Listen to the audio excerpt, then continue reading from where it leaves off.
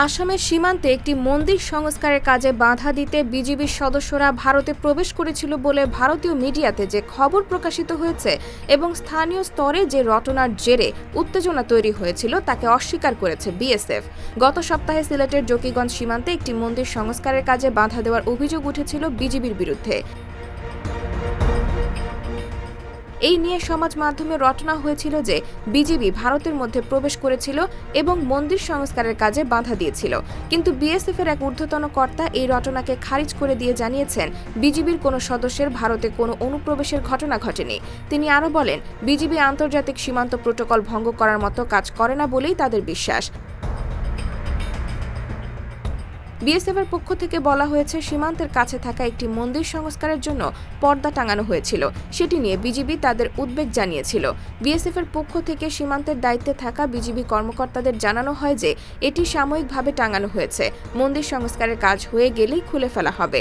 পরে সেটি খুলে ফেলা হলে বিজিবি কোনো নিরাপত্তা কাঠামো তৈরি হচ্ছে না বুঝতে পেরে আর কোনো আপত্তি জানায়নি। IBTV USA, new York.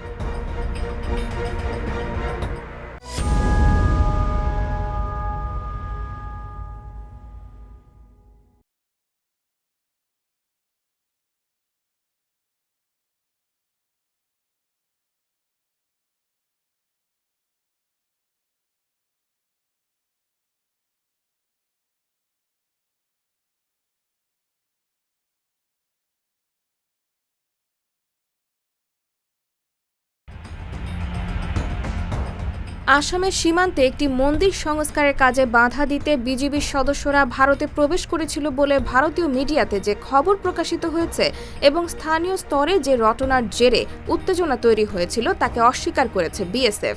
গত সপ্তাহে সিলেটের জকিগঞ্জ সীমান্তে একটি মন্দির সংস্কারের কাজে বাধা দেওয়ার অভিযোগ উঠেছিল বিজিবির বিরুদ্ধে। এই নিয়ে সমাজ মাধ্যমে রটনা হয়েছিল যে বিজিবি ভারতের মধ্যে প্রবেশ করেছিল এবং মন্দির সংস্কারের কাজে বাধা দিয়েছিল, কিন্তু বিএসএফের এক ঊর্ধ্বতন কর্তা এই রটনাকে খারিজ করে দিয়ে জানিয়েছেন বিজিবির কোনো সদস্যের ভারতে কোনো অনুপ্রবেশের ঘটনা ঘটেনি।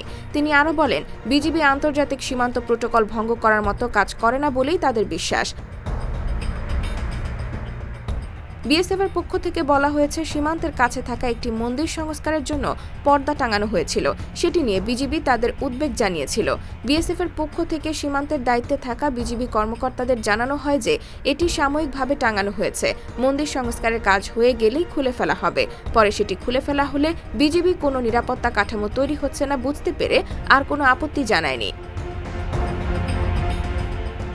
IBTV USA, new York.